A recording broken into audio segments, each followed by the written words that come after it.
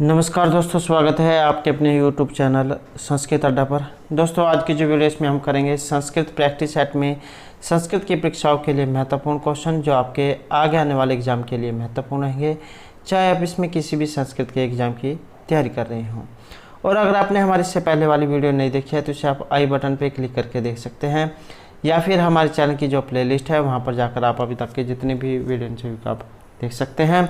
और वीडियो शुरू करने से पहले अगर आपने अब तक हमारे चैनल को सब्सक्राइब नहीं किया तो सब्सक्राइब कर ले, और साथ में घंटे वाले कोने से दबाकर आप ऑल पे क्लिक जरूर कर लीजिएगा, जिससे आपको हमारे आने वाली जो वीडियो उसकी नोटिफिकेशन मिलती रहेगी। और दोस्तों, वीडियो को लाइक, कमेंट और शेयर जरूर कीजिएगा। और आप हमारा जो दूसरा चैनल है रीडिंग लवर्स के नाम से, इसे भी सब्सक्राइब कर सकते हैं, क्योंकि जो भी कोई नई वैकेंसी या इससे संबंधित महत्वपूर्ण अपडेट आती है तो इस चैनल पर हम डालते रहते हैं। और इसका जो लिंक है आपको इस वीडियो के डिस्क्रिप्शन में मिल जाएगा, तो वहाँ से आप हमारे चैनल पर पहुँच जाओगे, या फिर आप जो है रीडिंग लवर्स नाम से सर्च करके भी हमारे चैनल पर पहुंच सकते हैं। और इसके साथ ही जो एक महत्वपूर्ण जो है अपडेट रहेगी, DT+B में TGT संस्कृत फीमेल का जो रिजल्ट है ये आ चुका है। और अगर किसी कैंडिडेट ने अपना रिजल्ट नहीं देखा है तो इस वीडियो के अंत में जो आपको वो वाली वीडियो मिल जाएगी, तो उसमें जो आप TGT संस्कृत फीमेल में अपने रिजल्ट चेक कर सकते हैं। और जिसका लिस्ट में नाम है उसे जो है बहुत बहुत बधाई। और जो कोई कैंडिडेट यहाँ पर रह गए हैं तो आप नेक्स्ट टाइम जो है अच्छी तैयारी जो है करिएगा, जिससे आपका जो काम हो जाएगा। और DT+B में जो फीमेल PGT फीमेल वालों के लिए भी जो वैकेंसी निकली हुई है, तो आप उसमें फॉर्म फिल कर सकते हैं और या तैयारी कीजिएगा, तो आपका जो है इसमें लिस्ट में नाम जो है जरूर आ जाएगा। तो लाभ हानि जो है व्यक्ति के साथ चलती रहती है, तो नेक्स्ट टाइम जो आप अच्छा कीजिएगा, आपका जो हो जाएगा।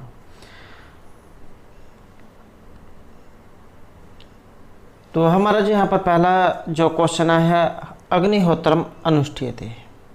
ये जो अग्निहोत्र जो ये किया जाता है प्रतिमासम, प्रतिवर्षम, प्रतिदिनम या प्रतिपक्षम। और अग्निहोत्र जो ये किया जाता है यहाँ पर, तो इसमें हमारा जो आंसर है ऑप्शन सी रहेगा, प्रतिदिनम। गृहस्थ अग्नौ प्रतिदिनम अग्निहोत्रम सर्वे गृहस्थ अनुष्ठीयते।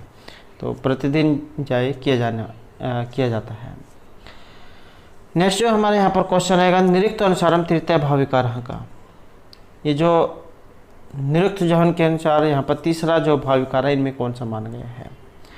और ये जो निरुक्त जो है इनके रचिता हैं आचार्य यास्क, उनके द्वारा रचित आपका निरुक्ति है। और तृतीय भाव विकार का अस्ति ही वर्धते विनश्यति या विपणमते। और इसमें जो यहाँ पर माना गया है, तो इसमें रहेगा ऑप्शन डी हमारा, विपणमते जो इन्हें माना गया है। और ये भी कई बार जो आ जाता है कि ये जो भाव विकार जो है कितने होते हैं, तो 6 जो भाव विकार माने गए हैं, जायते, अस्ति, विपणमते, वर्धते, अपक्षयते और विनश्यति। तो ये विपणमते जो है ये तीसरे नंबर का माना गया है। नेक्स्ट है हमारा अकनोपन्नः का भवति, और ये इनमें से किन के लिए आया है। तो इसका जो यहाँ पर रहेगा आदित्य है, स्व, अग्नि या आचार्य है। और सही आंसर जो हमारा ऑप्शन रहेगा सी, अग्नि जो है उनके लिए इस शब्द का प्रयोग किया गया है। और ये जो अग्नि जो है, अग्नि सूक्त वेरी वेरी इंपॉर्टेंट है, क्योंकि कोई सा भी एग्जाम हो संस्कृत का, एक न एक क्वेश्चन जो आपको इनमें से देखने को जरूर मिलेगा। तो अग्नि सूक्त की अगर हम बात करें तो 200 सूक्तों में इनकी स्तुति हुई है। और पृथ्वी स्थानीय इन्हें देवता माना गया है, मधुचंद इनके ऋषि हैं। और अन्य नाम जैसे ऋत्विक, होता, पुरोहित, जातवेदस, रत्नधात्मम, घृतपृष्ठ, घृतलोम, घृत प्रतीक, शौचिकेश, कविकर्तु, कवि, गृहपति, दमुनस, अंगिरस, चित्रश्रवस्त्वम, हव्यवहा, शस्त्राक्ष, त्रिमूर्धा, सप्तरश्मि, दूत, धूमकेतु, मंदजीव है, असुर, विश्वपति, ऊर्जोनपात, अपानपात, रक्षमश्रु, तीक्ष्णदंष्ट, रुकमदंत, वैश्वानर, अंगीरा, सत्यधर्मा, नेता। तो ये सभी जो है अग्नि के लिए नाम आए हैं, इनके ये विशेषण हैं। नेक्स्ट हमारा यहाँ पर चित इति निपात है वर्ते। चित जाए यहाँ पर ये किस प्रकार का निपात है? कुत्सार्थे, निषेधार्थे, भावार्थे या उपमार्थे। और इसमें जो यहाँ पर रहेगा तो ऑप्शन डी हमारा उपमार्थक। नेक्स्ट है वृत्ति समवायार्थ है, अनुबंध करणार्थ है, इष्ट बुद्धियार्थ के सम उपदेशा भवति। प्रत्यय नाम, धातु नाम, संधि नाम या वर्ण नाम।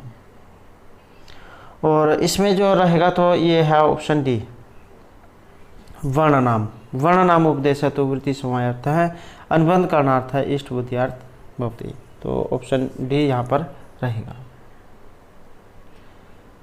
नेक्स्ट जो हमारे यहाँ पर क्वेश्चन है साक्षात्कृत धर्माणाम महर्षि सुक्ति एवं कस्मिन् ग्रंथे संवृत्ति है। तो यहाँ पर एक ये सुक्ति आई है और इस सुक्ति का संबंध आपने बताना कि कहाँ से ली गई है। अभिज्ञान शकुंतले, उत्तरामचरिते, वेणुसंहारे या रघुवंशी। और इस सुक्ति का संबंध तो ये रहेगा आपके ऑप्शन बी में। ये जो उत्तरामचरित जो है वहाँ से ये ली गई है। और बात करें उत्तरामचरित की तो महर्षि भभूति जो उनके द्वारा रचित है उत्तरामचरित। अंकों की संख्या इसमें 7 है और आधार ग्रंथ इसका रामायण है। अभिज्ञान शकुंतलम महर्षि कालिदास के द्वारा रचित है और ये भी 7 अंकों में है, श्रृंगार राशि इसमें रहेगा। और जो वेणुसंहार है ये भट्ट नारायण जैन के द्वारा रचित है और भट्ट नारायण जैन का समय माना गया 8वीं सदी का उत्तरार्ध भाग। और काव्य विधा में ये नाटक है और इसमें 6 अंक हैं।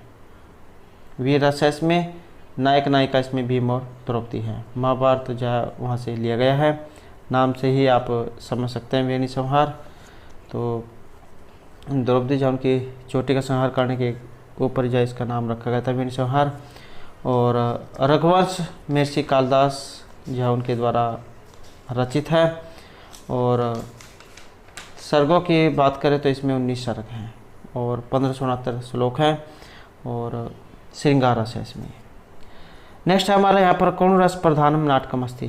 तो करुण रस प्रधान यहाँ पर नाटक है या करुण रस के कवि माने गए हैं, तो इस प्रकार से भी आ सकता है। और या फिर करुण रस का प्रयोग किस नाटक में हुआ है या कौन से अंक में हुआ है। तो यहाँ पर जो इसमें सही आंसर हमारा ऑप्शन सी रहेगा उत्तरामचरितम, जो महर्षि भभूति के द्वारा रचित है। और महर्षि भभूति जो उन्हें ही करुण रस का कवि माना गया है। एक और रस को निमित्त वेदा। तो 6 अंक जो उसमें आपको देखने का ही मिलेगा। नेक्स्ट हमारे यहाँ पर शिवराज विजय नामकस्य ग्रंथस्य प्रधान रस वर्तते। ये जो यहाँ पर शिवराज विजय जो नामक जो ग्रंथ है इसमें रस पूछा गया है कि इसमें रस कौन सा है, या फिर जो शिवराज विजय नामक जो ग्रंथ है इसके रचयिता कौन है। तो बात करें यहाँ पर प्रधान रस की तो इसमें वीर रस है, ऑप्शन ए यहाँ पर हमारा रहेगा। और पंडित अंबिका दत्त व्यास जी उनके द्वारा रचित है शिवराज विजय। 12 निश्वासों में है, 3 विरामों में है और प्रत्येक विराम में 4 निश्वास है। नेक्स्ट हमारा अभिनव बाण है कथ्यते। अभिनव बाण ये कहा गया है। सुबंधु भारवी, पंडित अंबिका दत्त व्यास हैं, भर्तृहरि है। और अभिनव बाण है तो इसका संबंध ऑप्शन रहेगा हमारा सी में। तो ये कहा गया यहाँ पर पंडित अंबिका दत्त व्यास हैं, पंडित अंबिका दत्त व्यास को। और ये एग्जाम में कई बार आ जाता है कि अभिनव बाण जो इनमें से क्या थी ये, तो इनको जो है उपाधि दी गई थी, अलंकृत किया गया था इससे। और अभिनव बाण, भारत रत्न, भारत भूषण, घटिका शतक, शतक अवधान, तो इन उपाधि से जो इन्हें अलंकृत किया गया था।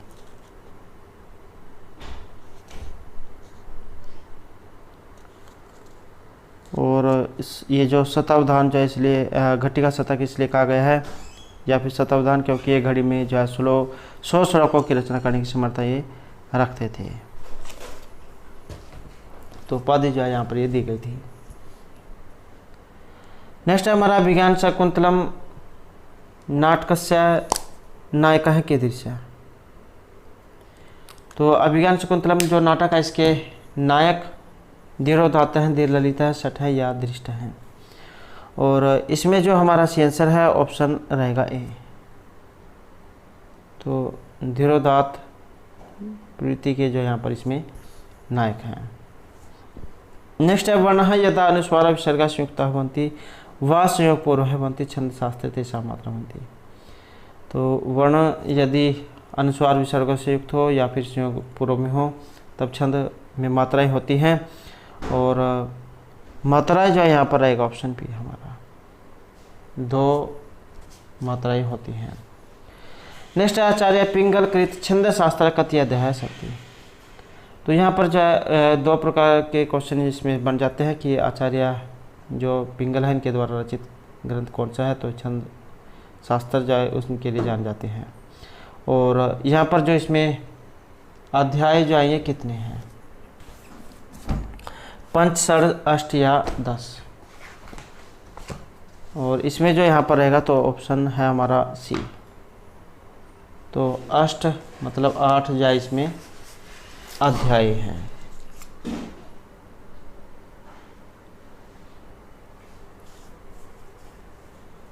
नेक्स्ट रहेगा शुक है पूर्वजन्मी का आसित। शुक मतलब तोता जो है पूर्वजन्म में इनमें से कौन थे। और या फिर जो है कहाँ से ये लिया गया है, ये भी जो है कई बार आ जाता है।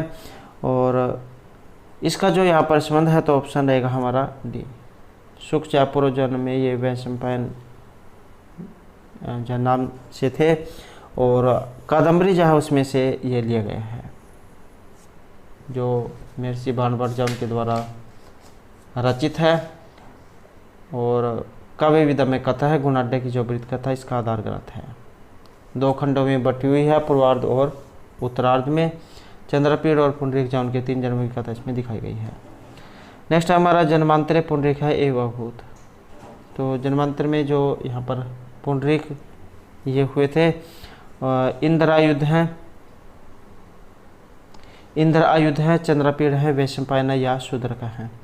और इसमें रहेगा ऑप्शन सी हमारा वैशंपायन है। नेक्स्ट है यदा किंचित अहम द्वीप मदंध संभवम तदा सर्वज्ञ अस्मित्य बहुत ही लिप्त मन है। तो इस प्रकार का कुछ यहाँ पर ये छंद आया है। और इसमें जो यहाँ पर छंद है ये कौन सा है, उपजाति ही द्रुत विलंबितम शिखंडी या अनुष्टुप छंद। और इसमें जो यहाँ पर छंद माना गया है तो ऑप्शन सी रहेगा हमारा शिखंडी जो है यहाँ पर इसमें ये छंद माना गया है। और ये छंद जो है सभी के सभी महत्वपूर्ण हैं क्योंकि इनके कई बार लक्षण एग्जाम में आ जाते हैं। तो बात करें यहाँ पर शिखंडी छंद की तो रसे रुद्र छिन्ना यमन छबला के है शिखंडी। ये जो शिखंडी छंद है इसका लक्षण है। और कई बार इसमें एग्जाम में ये भी देखने को मिला है कि इसमें वर्णों की संख्या पूछी गई है। तो रसई जो यहाँ पर आया है इसमें 6 हैं। रुद्र एकादश है इसमें 11, तो 11 और 6 17 यहाँ पर इसमें वर्ण हैं। यगण, मगण, नगण, शगण, भगण, लघु और गुरु। इसका उदाहरण रहेगा यदा लोके सूक्ष्म वरजति सहसा तद विपुलता यदि अर्थे विच्छिन्नम भवति कृतसंधानम तत् प्रकृत्या यद वक्रम तदापि समरेकम नयने हो मैं दूरम किंचित क्षणमपि न पार्श्वे रथ जवाब। तो इस प्रकार का ये शिखंडी छंद है और इसका उदाहरण है। नेक्स्ट है हमारा यहाँ पर श्लोके षष्ठम गुरु ज्ञेयम सर्वत्र लघु पंचमम द्वि चतुष्पादियो हर्षम सप्तम दीर्घम अन्य हो। तो कस्य छंदस्य लक्षणम अस्ति। तो यहाँ पर ये श्लोक है या फिर छंद कह सकते हैं, छंद का लक्षण है। तो उसके माध्यम से जो यहाँ पर ये छंद बताया गया है कि इसमें छंद कौन सा है। उपजाति ही द्रुत विलंबितम शिखंडी या अनुष्टुप छंद। और छंद जो है यहाँ पर ऑप्शन रहेगा हमारा डी, अनुष्टुप इसमें छंद है। अनुष्टुप छंद से प्रत्येकस्मिन् पादे अष्टो वर्णः भवन्ति। प्रत्येक पादे षष्ठ वर्ण है गुरु, पंचम हर्षव भवति, द्वितीय चतुर्थ के च पादे सप्तम वर्ण हर्षव भवति, प्रथमे तृतीय च सप्तम दीर्घ भवति। तो इस प्रकार से आप इसमें ये देख सकते हैं। षष्ठ गुरु, सभी जगह 5 अक्षर लघु, दूसरी लाइन और जो चौथी लाइन है इसमें हर्षव और जगह दीर्घ।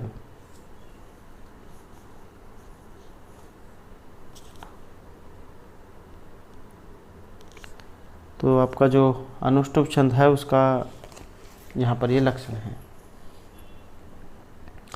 नेक्स्ट है श्रिया दुरापह कथम ईप्सितः भवेत् इदम वाक्यमस्ति। तो ये यहाँ पर लिया गया है शपनवासदत्ते मुद्र राक्षसे अभिज्ञान शकुंतली या मृच्छकटिके, और इसका जो यहाँ पर संबंध है ऑप्शन रहेगा हमारा सी, अभिज्ञान शकुंतलम जो है वहाँ से ये लिया गया है। नेक्स्ट है वाक्यार्थ ज्ञाने हेतु अस्ति।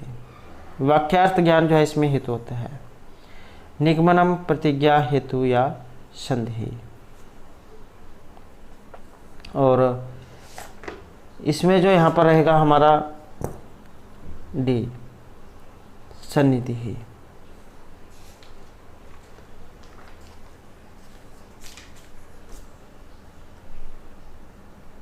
और कई बार जो एग्ज़ाम में अपने अनुमान का क्वेश्चन पड़ा होगा तो पंचअवयव अनुमान, तो उसके कई बार वेद जो एग्ज़ाम में आ जाते हैं। तो इसके 5 वेद होते हैं प्रतिज्ञा हेतु उदाहरण उपनय और निगमन। नेक्स्ट है हमारा मेघदूते वर्णिते मेघे किम नास्ति। मेघदूत में वर्णित जो मेघ जो है बादल उनमें से एक नहीं है, या फिर आप ये समझ सकते हैं कि ये जो बादल जो होता है मेघ ये 4 चीज़ों से मिलकर बना होता है, तो इनमें से एक नहीं है, और वो कौन सा है।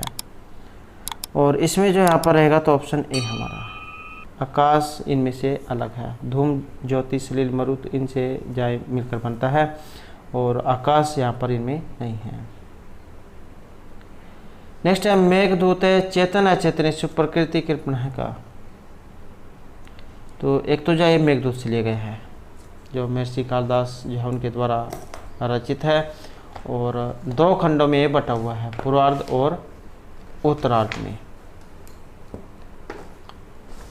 और कई बार एग्जाम में जो है इसमें इसकी जो श्लोक जो है उसकी संख्या आ जाती है, तो यहाँ पर अलग अलग कवि जो है उनके अनुसार अलग अलग श्लोक माने गए हैं। तो इसमें 115 भी आपको देखने को मिलेंगे, 121 भी आपको देखने को मिल सकते हैं। मंदाक्रांता जो छंद है उसका इसमें प्रयोग हुआ है। और उपजीव्य का वेश रामायण है। नेक्स्ट है हमारे यहाँ पर तद स्त्री शब्द से तृतीय एकवचन रूपम होती। ये यहाँ पर तद रूप आया है, और यहाँ पर जो इसमें ये अलग से दे दिया गया है स्त्रीलिंग। कई बार क्या होता है एग्जाम में ये स्त्रीलिंग नहीं दिया गया होता है, तो इसका मतलब होता है कि यहाँ पर पुल्लिंग के बारे में पूछा गया है, लेकिन यहाँ पर जो है ये अलग से स्त्रीलिंग इसमें दे दिया गया है, और तृतीय का एकवचन यहाँ पर इसमें पूछा गया है। तो तृतीय एकवचन का जो रूप है यहाँ पर ऑप्शन डी हमारा रहेगा। और रूप कैसे चलते हैं, सा ते ताह ताम ते ताह तया ताभ्याम ताभिः तस्यै ताभ्याम ताभ्य है तस्याः ताभ्याम ताभ्य है तस्याः तयो तासाम तस्याम तयो तासु। इस प्रकार से रूप ये चलते हैं। और यहाँ पर जो ये तय जो आया है ये आपका पुल्लिंग में से ले ली गया है तृतीय बहुवचन का, और ताभिः जो आया है ये बहुवचन का है, ये भी बहुवचन का तृतीय बहुवचन का। और तासु जो यहाँ पर आया है ये आपका रहेगा सप्तमी बहुवचन का। नेक्स्ट है हमारे यहाँ पर सर्व शब्द है, और चतुर्थी एकवचन का जो रूप है आपने इसमें बताना है। और यहाँ पर जाइए पुल्लिंग में है, क्योंकि इसके पीछे ना तो नपुंसकलिंग है ना स्त्रीलिंग है, तो ये पुल्लिंग में पूछा गया है। और चतुर्थी एकवचन में क्या बताना है, सर्वस्मि सर्वस्मात् सर्वस्य या सर्वै। और इसमें जो यहाँ पर माना गया है ऑप्शन ए हमारा रहेगा। सर्वस्मयी जो है ये आपके चतुर्थी एकवचन का है, सर्वस्मयी सर्वाभ्याम सर्वेभ्य है।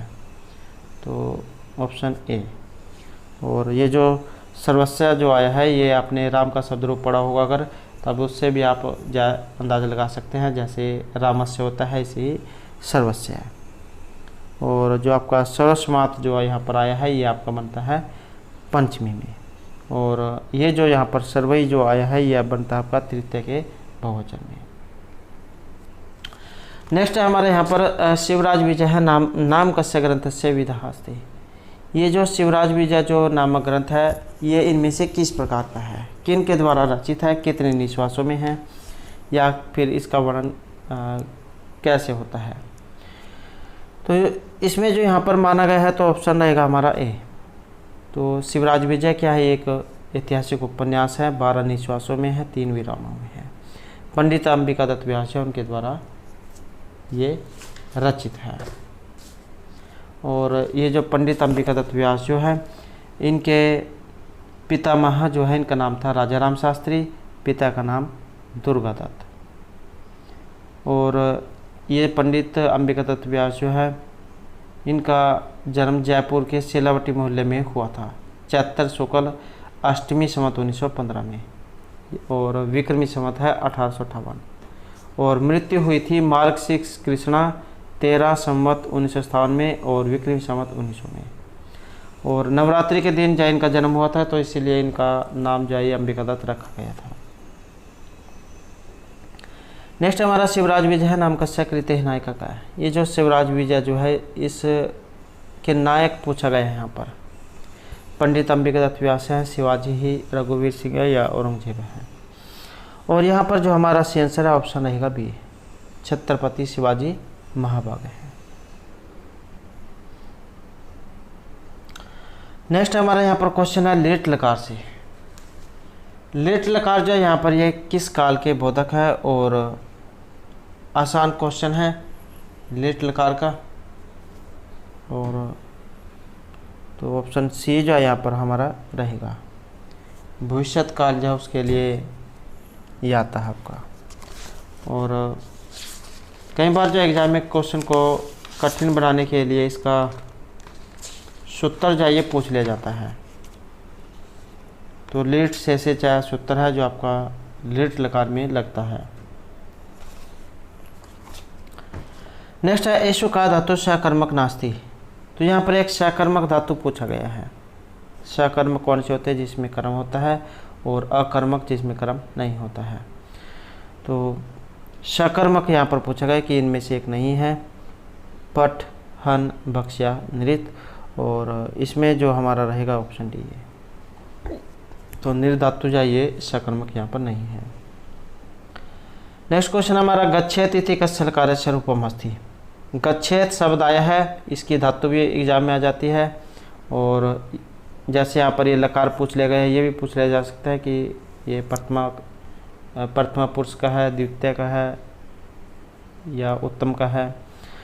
तो गच्छेत की बात करें तो ऑप्शन सी हमारा यहाँ पर रहेगा, विधिलिंग लकार जो है इसका रूप है ये गच्छेत, गच्छेताम गच्छेयु। तो प्रथम पुरुष एक वचन का है आपका गच्छेत, विधिलिंग लकार है। नेक्स्ट है अन्धतन भविष्यत इत्यस्य अर्थे लकार है भवति। अन्धतन भविष्यत अर्थ में लकार का प्रयोग होता है, या फिर सूत्र कौन सा है। तो बात करें यहाँ पर अंधतन भविष्यत की, लंग, लोट, लेट या लोट लकार। और इसमें तो रहेगा ऑप्शन भी हमारा लोट लकार जो है इसका प्रयोग होता है आपके अंधतन भविष्यत अर्थ में। अंधतने लोट सूत्र है जो लोट लकार करता है, भविता भवितारो भवितार हैं, इस प्रकार से इसके रूप चलते हैं। नेक्स्ट हमारा यहाँ पर बालक हो इत्यस्मिन् पदे का विभक्ति। तो जब इसे हम यहाँ पर अलग अलग देखें तो बालक का काम क्या है अ, इसका मतलब है ये अकरंत शब्द रूप है। आपने राम का शब्द रूप पढ़ा होगा, तो जिस तरह राम के शब्द रूप चलेंगे ऐसे ही बालक के शब्द रूप बनेंगे। तो बालक हो जो यहाँ पर आया है, और इसमें जो हमारा रहेगा तो ऑप्शन ए, षष्ठी और सप्तमी का जो द्विवचन है उसमें आपका रूप ये बनता है। नेक्स्ट है हरिय रोचते भक्ति ही रेखांकित पदे का विभक्ति है। तो ये जो हरिय जो है यहाँ पर इसमें आपने बताना है कि इसमें किस विभक्ति का प्रयोग हुआ है और किस कारण से हुआ है, तो ये भी जय कई बार आ जाता है। तो यहाँ पर आपको इसमें रोचते दिखाई दे रहा होगा, मतलब इसमें है आपकी रोच धातु। और क्वेश्चन को ज्यादा कठिन बनाने के लिए जैसे उदाहरण दे दिया गया हरिय रोचते भक्ति, इसमें सूत्र पूछ लिया जाता है कि इसमें सूत्र जा कौन सा लगा है। तो रुचि अर्थ नाम प्रियमाण है, सूत्र है जो आपका रुच धातु के योग में लगता है और फिर जा इसके योग में चतुर्थी विभक्ति का प्रयोग किया जाता है। नेक्स्ट है हमारे यहाँ पर लता पदे का विभक्ति। ये लता है आकारांत शब्द रूप है, लता रमा, तो इनके जो रूप है ये एक समान चलते हैं। तो लता का विभक्ति उतारी है लता, और इसमें जो हमारा यहाँ पर सही आंसर जो ऑप्शन रहेगा ये लता जो आई आपके प्रथमा में बनता है। नेक्स्ट है लतायः पदे विभक्ति अस्ति। ये जो लतायः जो यहाँ पर आया है इसमें विभक्ति कौन सी है? प्रथमा द्वितीय तृतीय चतुर्थी, चतुर्थी पंचमी या पंचमी षष्ठी। लतायः, और इसमें जो यहाँ पर रहेगा तो ऑप्शन डी हमारा आपका पंचमी और षष्ठी का जो एक वचन है इसमें आपका लतायः ये रूप बनता है। लतायः लत्योः लतानाम। नेक्स्ट मति शब्द रूप, और मति है तो इसका मतलब है यहाँ पर ये इकारांत शब्द रूप है, इकारांत शब्द रूप आपका। और मति जो है इसका अर्थ होता है बुद्धि। और सप्तमी एक वचन का रूप आपने बताना है कि इनमें कौन सा बनेगा। और सप्तमी एक वचन, तो इसमें तो जो यहाँ पर रहेगा हमारा ऑप्शन ए मत्यो। अब ये यहाँ पर विकल्प वाला दे दिया गया है, एक शब्द रूप जो होता है उसके दो दो रूप कई बार बन जाते हैं। तो ये जो मत्तव जो यहाँ पर आया है इसके विकल्प में मत्याम भी आपको देखने को मिल सकता है। ये वाला मत्याम, ये दोनों बनते हैं, चाहे एग्जाम में ये वाला आ जाए या फिर ये वाला आ जाए, बनते दोनों सप्तमी एक वचन में है। मत्याम मत्यो मतीसु। ये जो यहाँ पर मतीसु जो आया है ये बहुवचन का है। मत्यः जो यहाँ पर आया है ये आपका पंचमी और षष्ठी के एक वचन में बनता है। और ये जो यहाँ पर मति नाम जो आया है ये आपके बहुवचन का है। कई बार जो आप अगर वैसे नहीं पता लगता है, जैसे आपने राम का शब्द रूप याद किया हुआ है तो इसमें आप देख सकते हैं कि राम नाम ना उसमें अणा होता है, ना भी होता है कई बार एग्जाम में, या और कोई शब्द रूप है उसमें नाम भी हो सकता है। तो इससे आप अंदाज़ा लगा सकते हैं कि इसमें कौन सी विभक्ति लगी हुई होगी। जैसे यहाँ पर मति नाम है तो इसका मतलब है कि यहाँ पर षष्ठी बहुवचन जा उसका प्रयोग हुआ है। नेक्स्ट है हमारा यहाँ पर कर्तुः चिन्हमस्ति। कर्तुः मतलब कर्ता, कर्ता का चिन्ह आसान क्वेश्चन है। आपने विभक्ति चिन्ह पढ़े होंगे। कर्ता ने कर्म को कर्ण से, संप्रदान के लिए अपदान से, संबंध का के की अधिकरण में पर। तो कर्तुः मतलब कर्ता, और कर्ता जो है यहाँ पर रहेगा ऑप्शन सी। नेक्स्ट है हमारा प्रातिपदिकार्थ लिंग परिमाण वचन मात्रे विभक्ति। तो ये एक सूत्र है जिसके योग में आपकी प्रथमा विभक्ति का प्रयोग किया जाता है या फिर कर्ता कारक। प्रातिपदिकार्थ मात्र जैसे ऊंचाई नीचाई, कृष्ण है, श्री ज्ञानम। और लिंग मात्र में तट है, तटी तटम। और परिमाण मात्र में द्रोणो व्रीहि। और वचन में जैसे एक है, दो बहव हैं। तो प्रथमा विभक्ति इनमें रहती है। नेक्स्ट हमारा यहाँ पर अहम पुस्तके पठामि। हस्मिन् वाक्ये पुस्तके पदे का विभक्ति है। तो इसमें यह भी आसान क्वेश्चन है। विभक्ति आपने बतानी है और ऑप्शन रहेगा बी, द्वितीय विभक्ति यहाँ पर रहेगी। पुस्तक के शब्द रूप आपने या पढ़े होंगे। पुस्तक हो गया आपका, फल हो गया, तो क्या है नपुंसक लिंग जो उसमें ये आते हैं। नेक्स्ट है हमारे यहाँ पर उत्तरम चरितानुसारम राजा हैं दशरथस्य पुत्री का। तो ये जो राजा दशरथ जो इनकी पुत्री के बारे में जो वर्णन है ये आपको बहुत ही कम देखने को मिलेगा, क्योंकि रामायण में भी जो इनके बारे में वर्णन नहीं हुआ है। तो वैसे जो यहाँ पर इनकी पुत्री थी और इनका नाम इनमें से क्या था, पद्मा, सीता, शांता या वासुदत्ता, और यहाँ पर एक ऑप्शन सी, शांता जैन का नाम था। नेक्स्ट है कंठे खल है तेस्या लौकिक विग्रह है। ये जो है यहाँ पर समास प्रकरण जो है उसमें से आपका लिया गया है, कंठे काल में समास, और इसका लौकिक है, लौकिक ये भी जो एग्जाम में आपको देखने को मिलेगा। तो कंठे काल है और इसमें रहेगा ऑप्शन बी हमारा, कंठे काल है यशस है, और बहुब्री समास है इसमें। कंठे काल है यशस है ये आपका लौकिक विग्रह है, और कंठ गी कालसु ये आपका अलौकिक विग्रह है।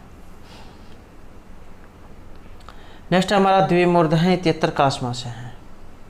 द्विमूर्ध है यहाँ पर आया है, इसमें समास कौन सा है, या इसका भी लौकिक विग्रह है अलौकिक विग्रह है। तो द्विमूर्ध है जो होता है इसका लौकिक विग्रह रहेगा द्वो मूर्धनो यस्य से है, और अलौकिक विग्रह रहेगा द्वि औ मूर्धन औ। और समास की बात करें तो यहाँ पर बहुब्री समास है। नेक्स्ट है हमारा यहाँ पर व्याघ्रपात है 73 का समास है। यह शब्द आया है यहाँ पर व्याघ्रपात, और इसमें जो आपने समास बताना है। और समास की बात करें तो ऑप्शन डी हमारे यहाँ पर इसमें भी रहेगा, बहुब्री जो आपका समास यहाँ पर रहेगा इसमें। और इसका लौकिक विग्रह है व्याघ्रस्य ई पादौ यस्य है, ये तो इसका लौकिक, और व्याघ्रगस पाद औ ये इसका अलौकिक विग्रह है। समास यहाँ पर बहुब्री है। नेक्स्ट है हमारे यहाँ पर अविद्यमान पुत्र हैं, इससे सही 73 का समास है। तो यहाँ पर इसमें जो समास है ये कौन सा है, अविद्यमान पुत्र हैं या अब्राह्मण है, ये आपने जो है समास के उदाहरण पढ़े होंगे। तो न्याय तत्पुरुष समास जो है उसके अंतर्गत ये आपका आता है, अविद्यमान पुत्र हैं इससे है। और यहाँ पर जो हमारा सही आंसर है ऑप्शन रहेगा ए, अपुत्र हैं, और न्याय तत्पुरुष समास है इसमें, जिसका पूर्व पद न अर्थात न हो तो उत्तर पद कोई संज्ञा विशेषण हो तो उसे न्याय तत्पुरुष समास कहा जाता है, जैसे अब्राह्मण है, न ब्राह्मण है। नेक्स्ट है प्रायण उभय पदार्थ प्रधान है भक्ति। ऐसा यहाँ पर समास में से कौन सा है जिसमें दोनों ही पद प्रधान होते हैं, और दोनों ही पद प्रधान समास बहुब्रीहि अव्ययभाव द्वंद्व या तत्पुरुष समास है। और ये होता है आपका द्वंद्व समास, जिसमें प्राय पूर्व पद एवं उत्तर पद दोनों पद प्रधान होते हैं, तो वह द्वंद्व समास होता है। इसमें च से दो या दो से अधिक संज्ञाओं को जोड़ा जाता है, और इसके एग्जाम में जो कई बार भेद आ जाते हैं। तो ये जो द्वंद्व समास है इसके 3 भेद होते हैं, इतरेतर समाहार और एक शेष द्वंद्व समास। इतरेतर जो है इसका उदाहरण है शिवकेशव, समाहार का पाणिपादम, और एक शेष का पितरव। नेक्स्ट क्वेश्चन है हमारा यम गणना नाम उच्चारण स्थानम किम। तो आपके जो उच्चारण स्थान हैं उनमें से ये क्वेश्चन आया है, और यम गणना नाम या फिर ये इनकी कई बार एग्जाम में संख्या भी आ जाती है। तो यम गणना नाम नासिका, तो ये जो यहाँ पर शब्द जो आए हैं अक्सर यम गणना, तो 5 इनकी संख्या होती है, और इनका जो उच्चारण स्थान है ये हमारी नासिका से बोले जाते हैं।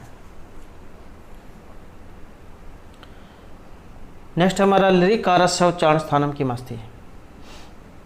लिरी जो है इसका उच्चारण स्थान कौन सा है।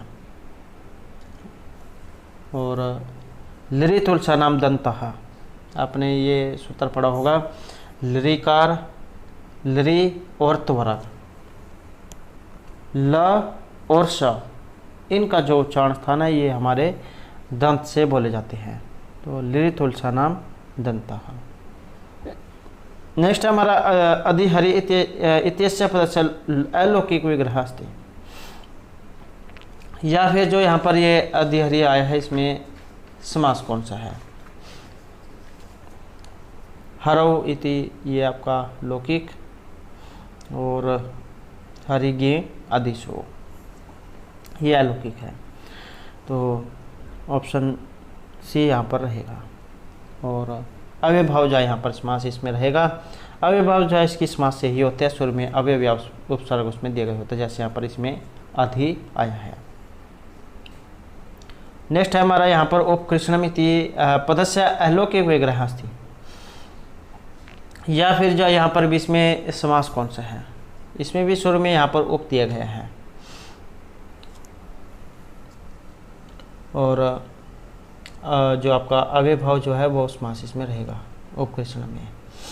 कृष्णस्य समीपम ये इसका लौकिक विग्रह है। कृष्ण गस उपसु ये इसका अलौकिक विग्रह है।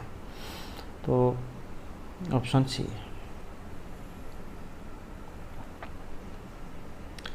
नेक्स्ट हमारा निर्मक्षिकम इति पदस्य अलौकिक विग्रह अस्ति। निर्मक्षिकम यहाँ पर आया है, ये भी आपका जो समास है उसमें से लिया गया है। निर्मक्षिकम, मक्खियों का अभाव, मक्षिका नाम अभाव है। तो ये तो इसका लौकिक है। मक्षिका आम निर्सो ये इसका अलौकिक विग्रह है। और समास यहाँ पर अव्ययभाव है, क्योंकि इसमें भी सुर में अव्यय उपसर्ग दिया गया है। तो यहाँ पर जो है ऑप्शन ए हमारा रहेगा। नेक्स्ट हमारा नीलोत्पलम।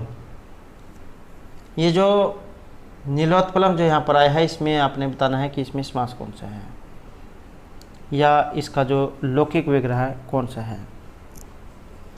और इसकी बात करें तो ऑप्शन सी हमारा यहाँ पर रहेगा, नीलसो उत्पलसो। और लौकिक विग्रह है नीलम उत्पलम, और नीलसो उत्पलसो यह लौकिक हो गया आपका। और कर्मधारय समास है।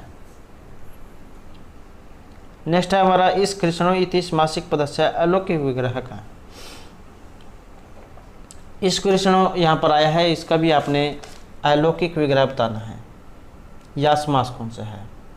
इस च कृष्ण च लौकिक विग्रह है, इस सो कृष्ण सो ये आपका अलौकिक विग्रह है, द्वंद्व समास। और यहाँ पर एक ऑप्शन डी हमारा, इस सो कृष्ण सो ये अलौकिक विग्रह है। नेक्स्ट हमारा यहाँ पर पितरौ इति समासिक पदस्य अलौकिक विग्रह का। पितरौ है यहाँ पर, इसका अपने जो है ये अलौकिक विग्रह बताना है, या फिर इसमें समास कौन सा है। पितरौ में माता च पिता च लौकिक विग्रह है, मातृसु पितृसु ये अलौकिक विग्रह है। और द्वंद्व आपका यहाँ पर समास है।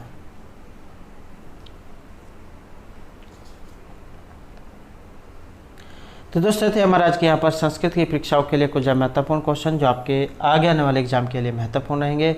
और दोस्तों अगर आपने अभी तक हमारे चैनल को सब्सक्राइब नहीं किया तो सब्सक्राइब कर ले, और हमारे साथ अंत बनाने के लिए धन्यवाद।